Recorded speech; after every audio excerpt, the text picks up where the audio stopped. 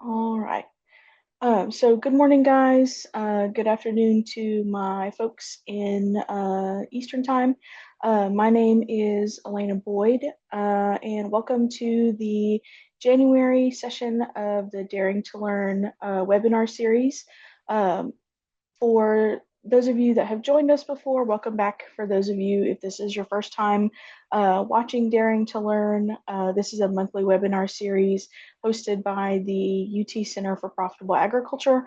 Um, and we have got a guest speaker from Penn State University with us this morning, Sarah Cornelisse, and she will be talking with us about pitfalls to avoid when starting a value-added dairy business. So I will go ahead and give Sarah a chance to introduce herself, and then I'll turn it over to her so we can get started. Thanks, Elena. And I see you have my bio from our Penn State Extension website up there. So uh, that allows me to skip one slide in my in my presentation. So good morning, good afternoon to everybody on Zoom land, depending on what time zone you're in. Uh, as Elena said, I'm Sarah Cornelisse. I'm with Penn State University in the Department of Ag Econ, Sociology, and Education up here. I work in a lot of different topic areas that fall under that business management umbrella. And you can see some of them listed there and on the screen. But do spend, I'd say, the majority of my time on value-added dairy and agritourism, and then online marketing. So kind of three areas, but I have done a lot. And so I am originally from New York State as well. So, okay, so with that, can I share my screen now, Elena? Yes, you can. Okay, sure.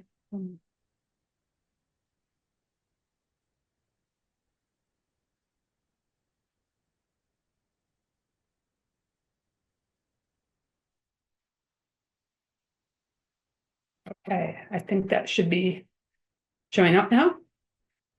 So,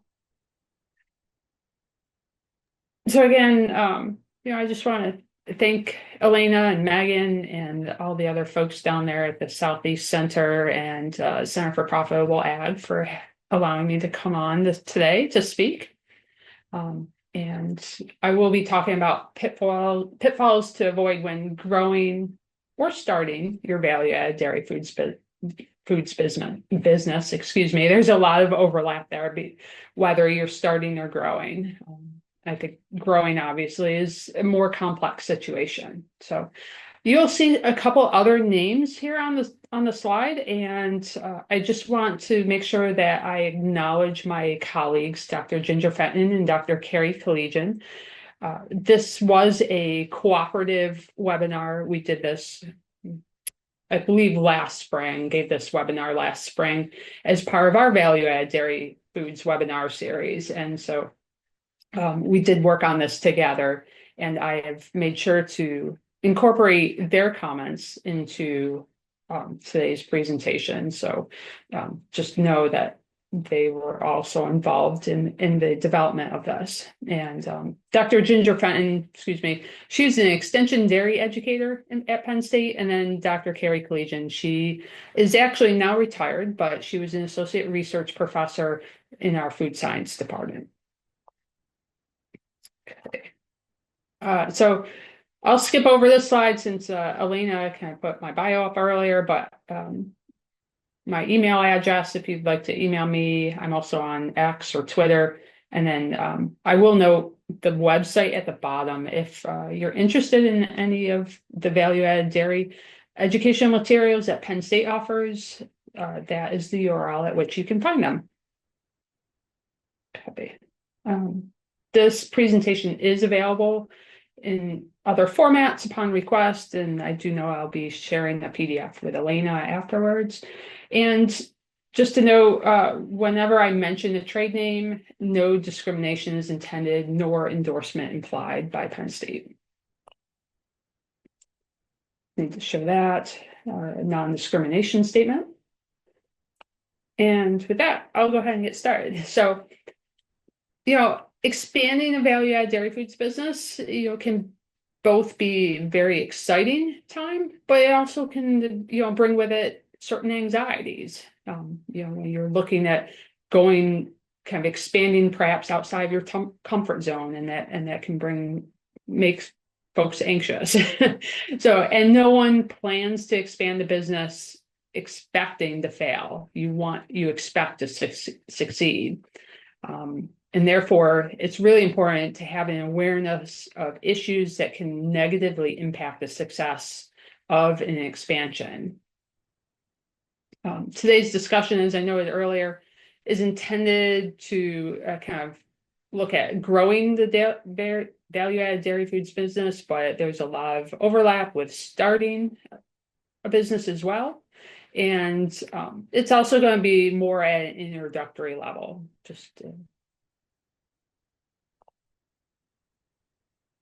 a few things to keep in mind as we move forward discussing the pitfalls on the coming slides, right? Everyone's situation and circumstances are different.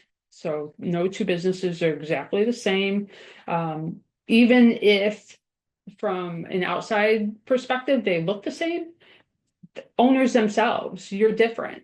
One person is different from the other. So even with the same resources, your situation is going to be different from another business that looks very similar to yours. Everyone has a different level of risk tolerance. What one person feels comfortable with doing, and how maybe perhaps how quickly they desire or are willing to grow their business may be different from another person's. It may have to do with cash flow. It just may have to do with perhaps bringing additional employees into the business. And so there's another difference to keep in mind through growth. Everyone has different goals for their business. Some people have that goal to grow and expand, and they have the vision of where they want to be. And other individuals are very happy with keeping a much smaller business, or perhaps not growing as quickly or as large as another colleague. And then finally, there's always exceptions to the rule, right? Everybody, I think we can all point to somebody who's able to achieve something beyond their wildest dreams. They were super successful despite falling victim to one of these pitfalls that I'm going to discuss.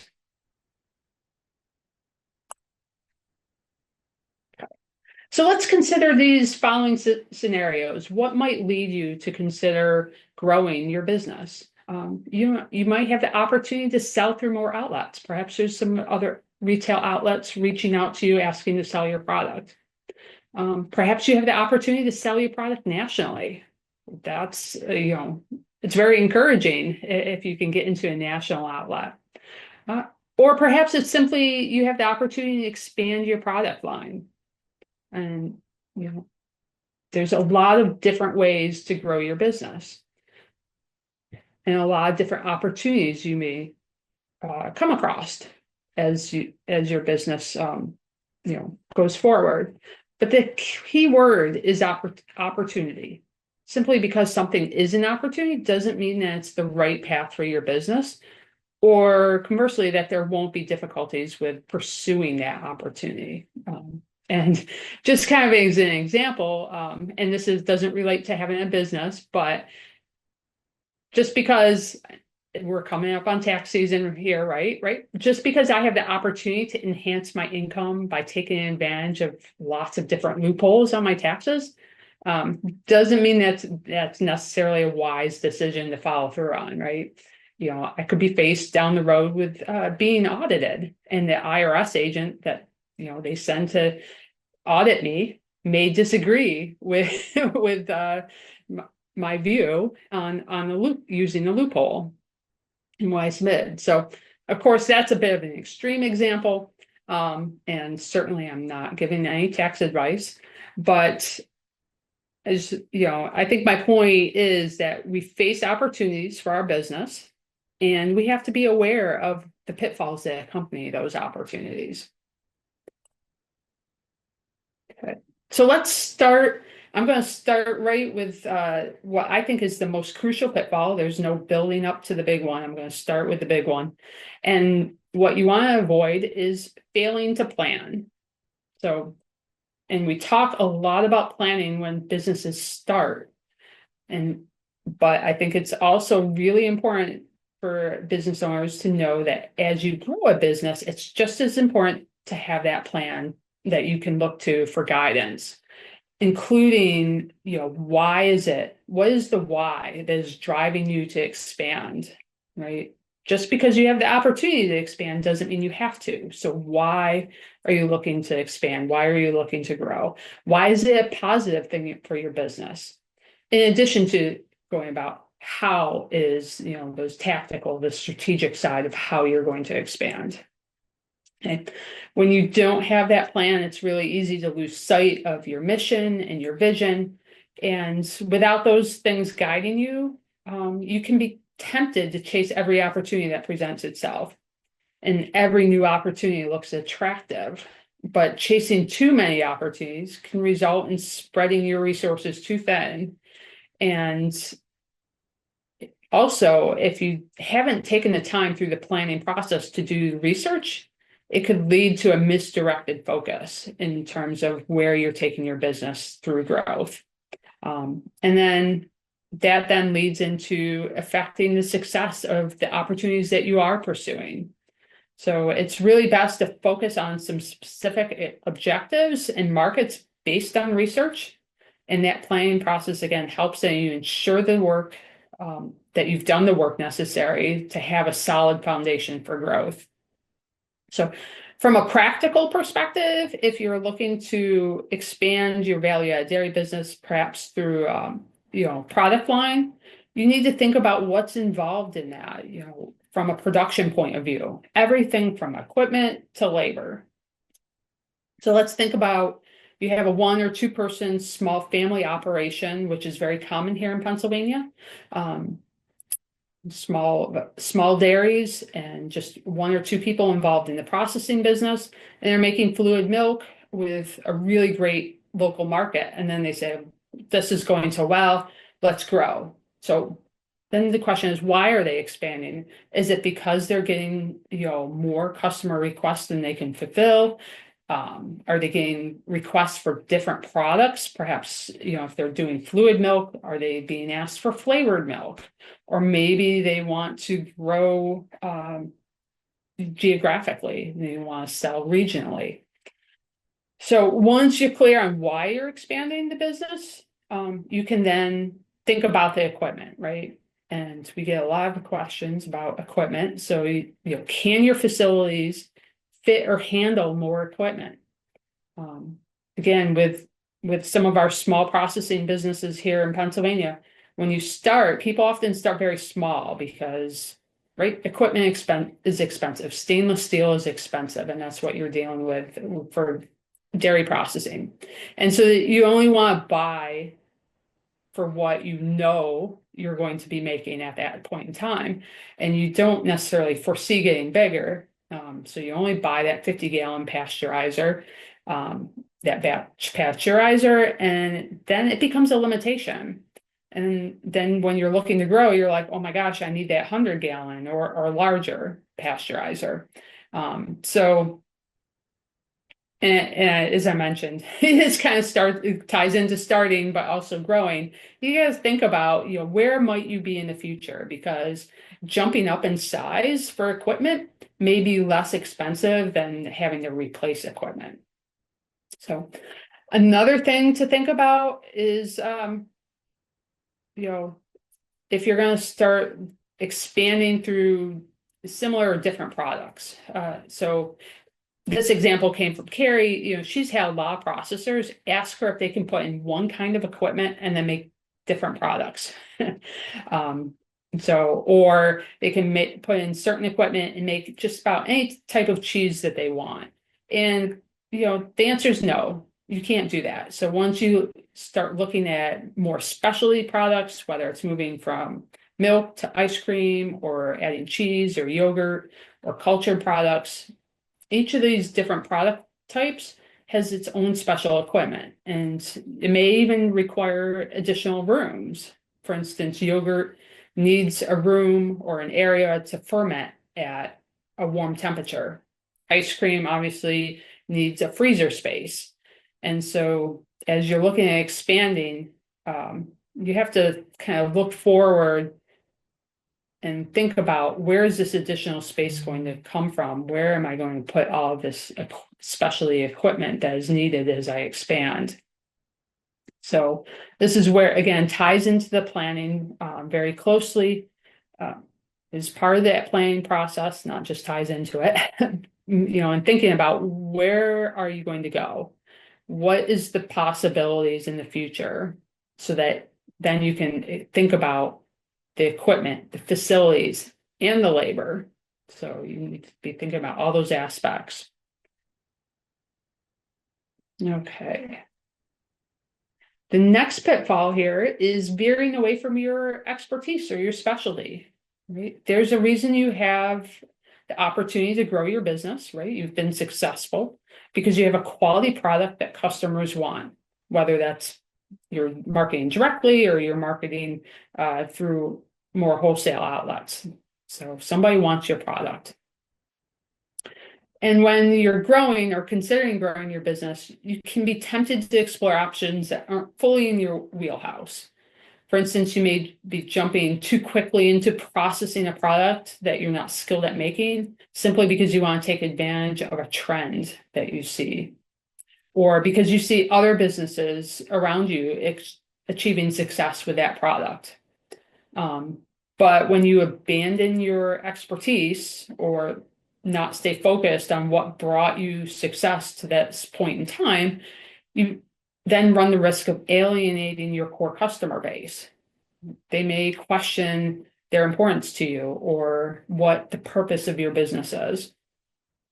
And then shifting your focus can also inadvertently sacrifice the quality or safety of your primary product. Right. Again, thinking about how easy it is to spread yourself too thin when you're doing too many things, especially if some of those things don't fall into your expertise area. And then, if you sacrifice quality or safety of your products, especially food products, then, you're going to see a decrease in revenue, right? Because customers no longer feel that your product is what they expect from you or what they've been receiving from you.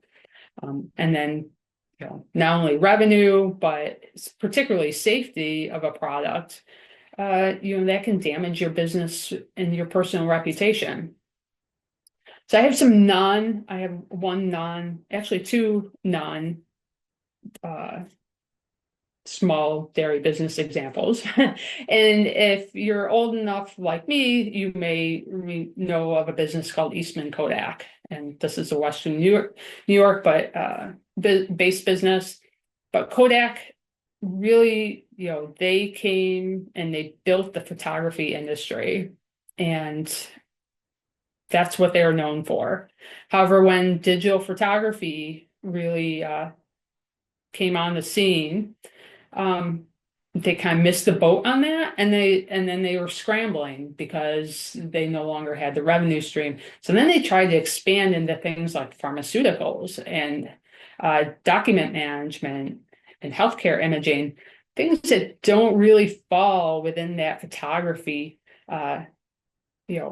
specialty area. And their bottom line, their business, experienced that fallout. That they drastically declined in their profitability. And so Eastman Kodak is no longer the business that they used to be.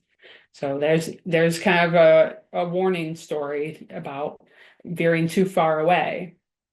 On the other hand, you then instead you want to try to emulate businesses that have been able to grow and expand while still staying focused on their mission and vision. And here's my other example, Ben and Jerry's. Right? We all know Ben and Jerry's, great ice cream. Came to the Penn State ice cream short course. I'm just going to throw that in there to learn how to make it. But they've expanded to include dairy-free and doggy ice cream treats, right? So they're still within that frozen treat industry, still within their specialty area, but they were able to do it in a way that kind of stayed within their expertise area.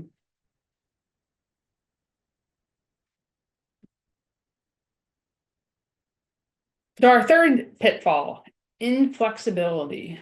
We just spent the last two slides kind of thinking about planning and staying focused. But while it's really important to plan and develop that map for how you're going to grow your business, if you stick too rigidly to your plan, that can also lead to failure. And part of the purpose of planning is to provide you that opportunity to assess what aspects or forces may impact your business and require you to deviate from your preferred plan. Right? So you're going to have some backup plans. And if you part of the planning process includes a SWOT analysis, and hopefully everybody's familiar with what SWOT stands for: strengths, weaknesses, opportunities, and threats. But then, the opportunities and threats is really important to look at here.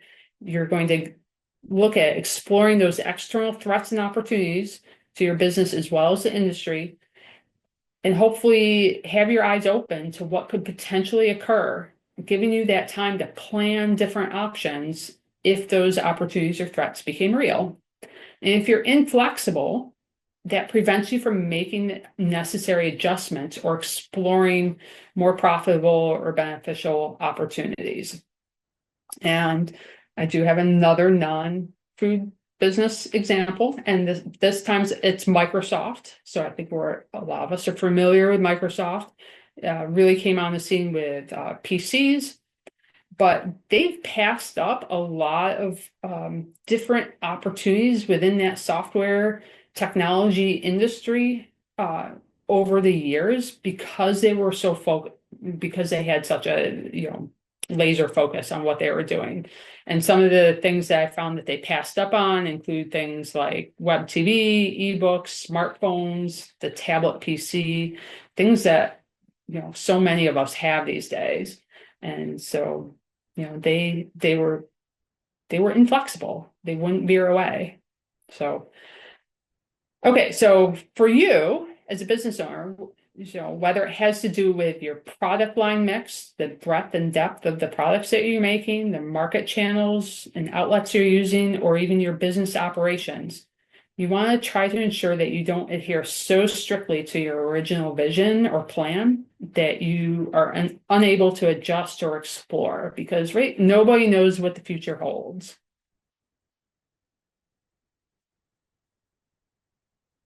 Okay, our next pitfall is not understanding the market as we're growing. Hopefully, if you've been in business for a while, you have a really good understanding of your current market. But as you grow, you're faced with some different markets, perhaps. And it's going to depend on whether you're growing geographically or whether you're growing through a product line expansion. But having an accessible and willing target market for your products is incredibly vital. And as your business grows, the makeup, needs, and values of your expanded or your new potential audience may differ from your existing customer base. And you need to take the time to understand that new potential audience, which may vary, as I mentioned, depending on whether you're growing as a result of geographic expansion, perhaps going from more of a local market to a regional or national market, or product line expansion, right? Adding in cheese or ice cream if you're just doing fluid milk.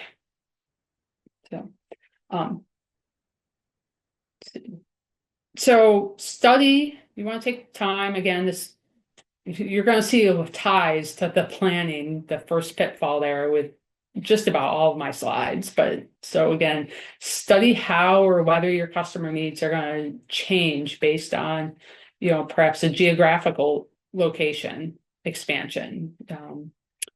For instance, you might be able to expand your product offering to fulfill new needs of customers in an expanded area. Perhaps if you're doing fluid milk, different flavors are preferred by customers in a new geographic region than what you're currently covering. So doing your make sure you're focusing on your customers. When you do your research, what do they need? Does your product meet their need? Make sure you're focusing on them because that's going to increase their loyalty and trust, which then impacts your bottom line through greater product demand and profit. The danger of not understanding the market, right, is that you are unable or that you do not adapt your sales and marketing strategies. If you know your market, right, that helps you determine the most effective strategies for that market. So what you don't want to do is assume that if a method works in one market, that it's going to succeed in another. And this doesn't mean compromising your brand, but instead it's more about tweaking your sales and marketing strategies within each market. And that includes kind of the marketing channels that you're using as well. And also considering cultural differences that may exist. And then going from there, choosing the best approach. Okay. Okay, I think I need to speed up a little bit. So our next pitfall is not maintaining brand consistency. Customers rely on brand consistency. When you go into the grocery store, what do you look for? You look for usually the packaging and the product that you purchased the time before and the time before that and going back. So, and confusion can result from inconsistency. That then inhibits your sales and your revenue generation and your growth potential. And I just want to share a story that I came across that kind of helps, I think, illustrate in a different way what the importance of consistency. So imagine you have two friends and one of them always follows through on their commitments and you always have some idea of how they're going to respond in a given situation. Whereas the other friend is really unstable emotionally and maybe backs out of plans that you've made and you don't really know what they're going to do. So which friend are you going to trust more? Right? You're going to trust the consistent one, the one that always follows through. So if you take that story and then apply it to businesses, right? You have one business that maintains a consistent identity and positive communication with its customers. And then the other business, is maybe eclectic and disjointed and lots of different messages coming out. You pop onto their Facebook page and maybe it's, all sunshine and rainbows one day and the other day it's clouds and storms, right? Which business are you going to trust more? Okay. You're going to trust the consistent one. And trust is really what lies at the heart of consistent branding. You have a strong, consistent brand identity demonstrates to consumers that your business is stable and reliable, that it provides some assurance about the quality of your products and your services, the dedication to your customers. And it also plays a role in differentiating your business from your competitors. It emphasizes what makes you memorable and unique. And builds that public image that you want consumers to have of your business. So here on the side, I've got a lot of different points, aspects of branding that you should look at to ensure that you have consistency. So you have consistency across all of your visual elements. And think about your visual elements, everything from the logos that you use, signs that you have, your labels, to your website, to what you have on social media. Slogan, saying, I mentioned labels and packaging in your online presence. Also your brand personality. Are people getting the same consistent personality, whether they interact with you online or in person? So, okay. Our next pitfall is poor management. And whether it's in sales or marketing, HR, any other task, as a small business owner, perhaps you're accustomed to doing much of this work yourself. And when you start thinking about growing your business, you're probably like this little picture image I have up in the upper left, which is you're doing everything successfully and you're still profitable. But then, if you continue to insist on doing all that stuff yourself as you grow, it perhaps won't be long until you feel like the person on the bottom right, where all those balls just fall down on you and everything's falling apart and you can't do it. So, uh, when you grow your business, trying to do everything yourself can lead to poor results. And then also owner burnout, and you want to avoid owner burnout. So, and additionally, when you try to do everything yourself, it's very easy to not put into place any necessary systems and processes needed to sustain the business in your absence. Right? Think about what happens if you are suddenly out of the picture for 2 months. Could your business continue on successfully? So again, that planning process, it'll help you identify the systems, the processes, the people that you need to support growth.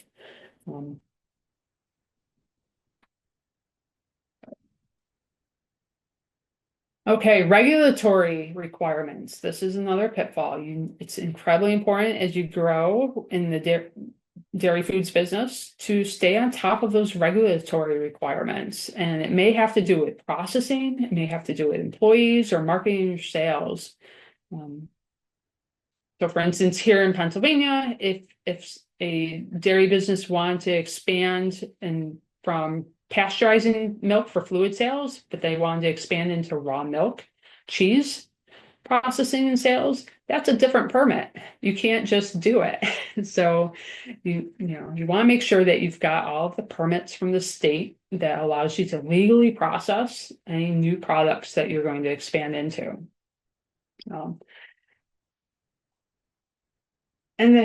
Let's see, there's also other regulations like good manufacturing processes that apply to everybody. So hopefully you're aware of those. Standards of identity when it comes to products. And one of the questions that Carrie has gotten here in Pennsylvania, or issues that she's run into, has to do with standards of identity when processors want to expand their product line.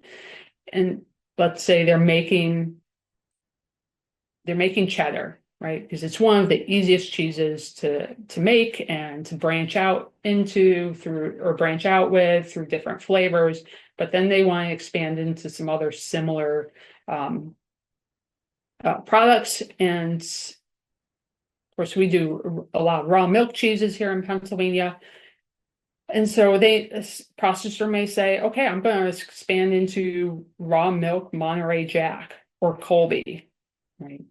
And if you know the federal regulations, you cannot make a raw milk Monterey Jack because the moisture content is too high. Okay, so again, knowing the standards of identity for the products that you want to make or expand into.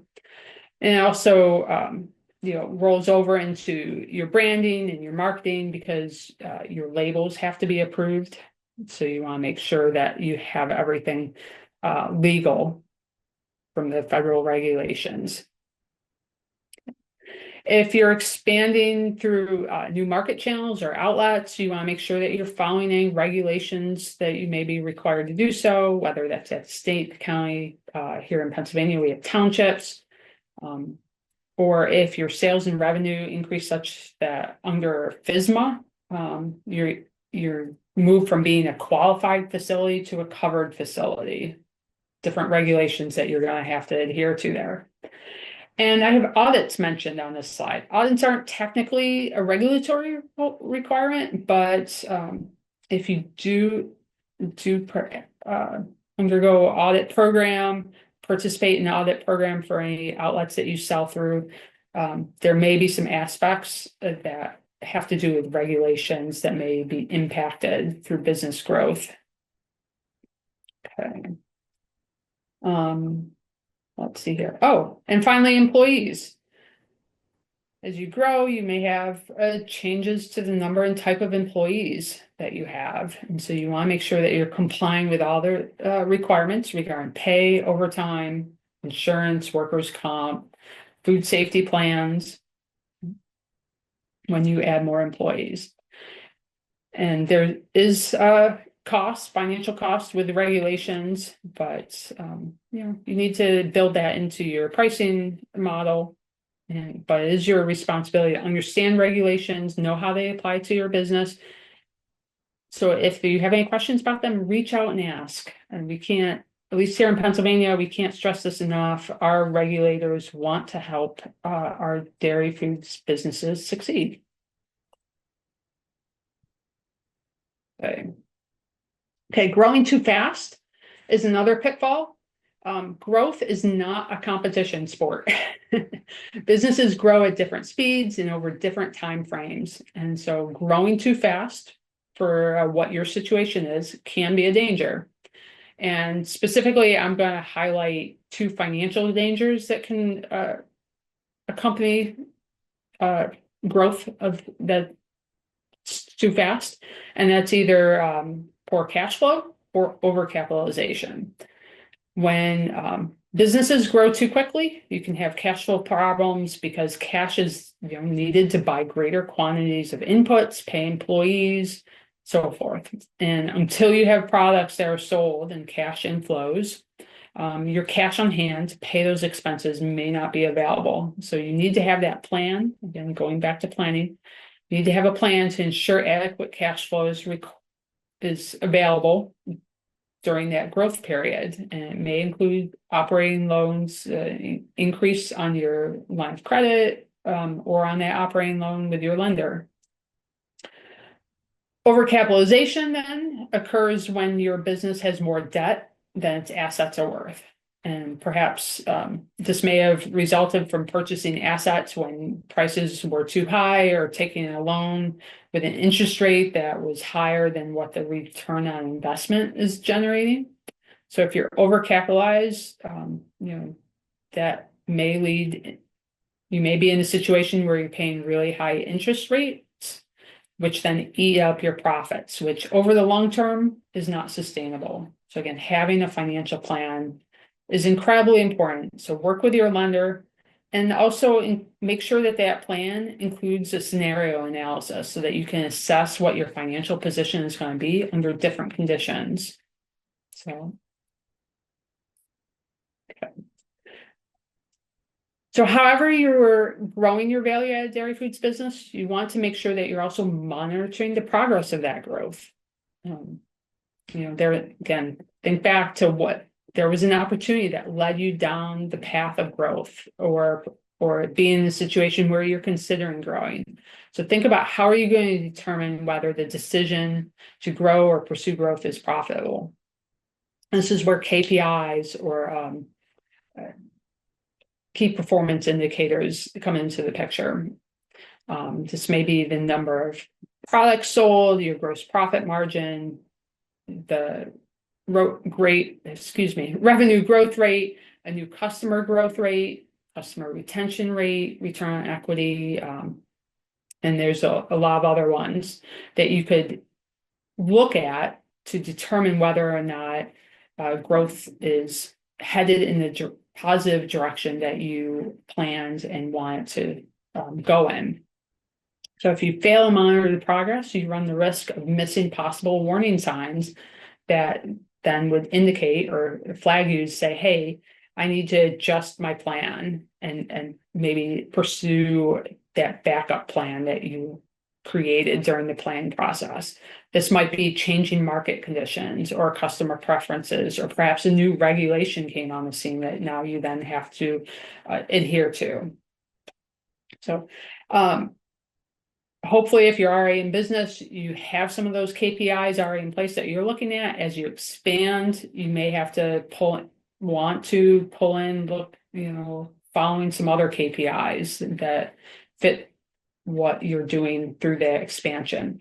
And it may also require bringing in some new tools or adopting some new tools within your business, perhaps customer relationship management software so that you can manage and track interactions with buying or buyers. Perhaps it's making sure that you have an employee who's really skilled at data analysis on your team.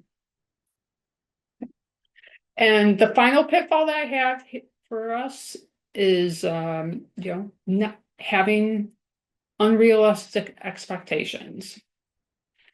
I'm sure in the back of our minds, many of us may have a dream about being the next Jeff Bezos or Joanna Gaines, where you own immensely profitable and well-known businesses. Maybe not quite as profitable or well-known as those two businesses, but nonetheless, right, you may have very big dreams. And it's not wrong to have big dreams or high goals for yourself because they can be very motivating, inspiring, and as well as inspiring confidence from others. The downfall here, though, is when those expectations are unrealistic. When goals and expectations are unrealistic, it's more easily disappointed or perhaps demotivated when you don't realize those goals and expectations. And then perhaps you're self-sabotaging your own business and destroying it from within because you can't achieve, those big dreams that you had for yourself and your business. For example, you might convince yourself to scale rapidly or invest more than you can afford because you just believe so much in what you can do and your products. But that could risk your business's future as well as your personal finances. So you want to make sure that you don't rush into things without having done that legwork, that research to look at the likelihood of success. Again, that planning process is incredibly important. It helps you, it forces you to set realistic timeframes and targets. Going back to analyzing data and looking at those KPIs can help you manage your expectations by allowing you to determine if you're attaining the targets that you've set for yourself. And if you're not, then saying where can you improve and make changes. So again, it's not bad to have high expectations. You just want to make sure they're realistic. Okay, so I know that was my final pitfall. That was kind of more general business level. So I want to kind of address some of Ginger's on-farm pitfalls that she had. Because if you are a dairy producer who also has an on-farm a processing business, you're dealing with two different businesses. So let's look at some of those on-farm pitfalls. And the first is here, not discussing your plans with your co-op or who you're shipping your milk to as your business is growing, right? So if you're, for example, if you only have 20 cows and you're shipping 25% of your production, that quantity of milk that you're shipping looks very different than if you have 200 cows. And you go from shipping 75% of your milk to a co-op to less than that. Okay, so you're going to have some changes as you grow the processing business with what you're doing, how much milk you're shipping to your co-op or your off-farm processor. And so you want to make sure that you're keeping them in the discussion because it could not only will it influence you and your business, it's going to have some ramifications on things like the trucking route or how many loads that they can haul. So make sure you're having those discussions. Our next point here, failing to adjust production to meet your dairy processing needs. Your customers want a consistent product. We talked about consistency earlier. And to have consistency in a product, you need consistent milk quality standards of not just how much milk that you're producing, but also the component levels. So let's see here. So do you need to adjust production to meet the needs of whatever that product is going to be?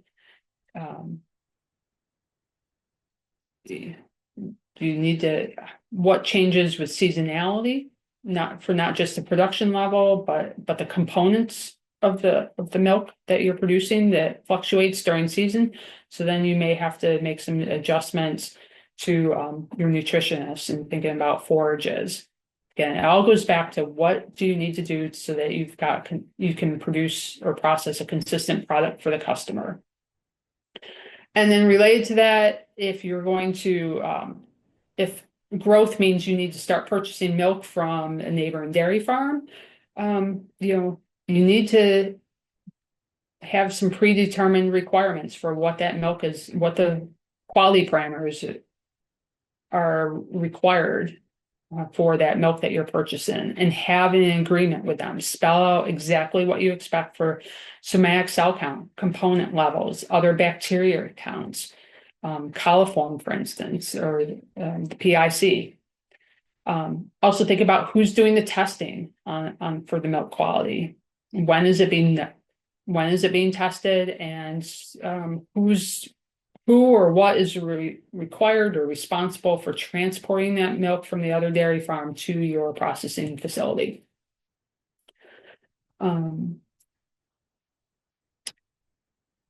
Growth may also result in increased traffic to your farm, and here in Pennsylvania, we're leading to the spring. April and May is like mud season, right? So if you're going to have increased traffic to the farm, if you have, say an on-farm retail store in addition that's connected to your processing business, how much more traffic are you going to have? Do you need to put in a better driveway? Do you need to allow for truck turnarounds if you're going to then be dealing with distributors as a result of growth? HPAI, that's an issue now. So you want to make sure you have good biosecurity practices in place for any increased traffic to your farm. Additional storage space for milk. Perhaps you need a bigger bulk tank, storage silos. Again, you have to kind of look at how you're looking to grow to determine what your needs are. It's not just processing side facility and equipment. It's also maybe that milk storage equipment that you need to look at.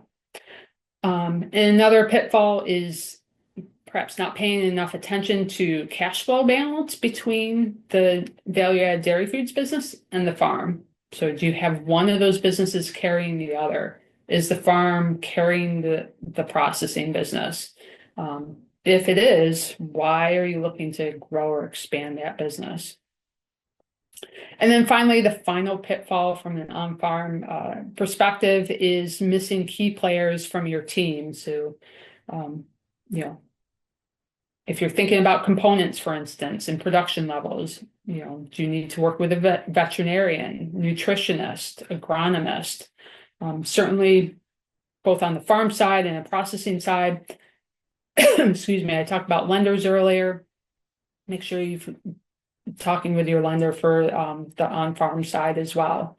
Some other consultants to make sure you have on your team, lawyers, accountants, perhaps somebody that can help with HR businesses if you're adding employees. Okay, so to wrap up, there's many more pitfalls that may accompany business growth than what we covered here today.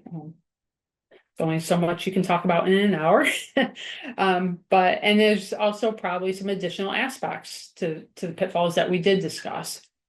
So for instance, if you decide to take on investors to fuel growth, there's going to be some other considerations that you need to be aware of.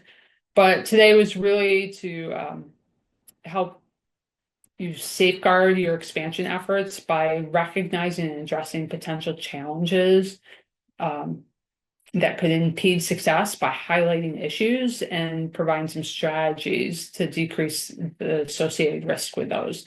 So again, it is no means an exhaustive list, but hopefully one that gets you pointed in the right direction of assessing your individual situation. But the true key here is to really know your vision and your goals for your venture. Once you have those determined and they're agreed upon by anybody who's involved in your business, approaching growth is really more manageable and can be done strategically. So your goals will help you identify the needs for achieving them. So keep these keys in mind that I have here on the screen, right? Have a team, rely on that team. Have a plan that includes your key performance indicators and what your measurement metrics are going to be. If you don't have expertise in a particular area, don't be afraid to hire somebody who does have that expertise. You don't have to do it alone. And a lot of small processing businesses I know start out and it's a 1 or 2 person venture, but as you grow, you're going to need some additional expertise. Um, okay. Set some realistic expectations and, of course, always be flexible. And then finally, you may decide that growth is really not reasonable or feasible for your business, whether at this particular time or at all. And that is okay. So you do not have to grow, but if you do decide to grow, we want you to be successful. So with that, I'm happy to answer any questions. Again, thank you to Elena and Megan and the folks down there at Tennessee for having me on today.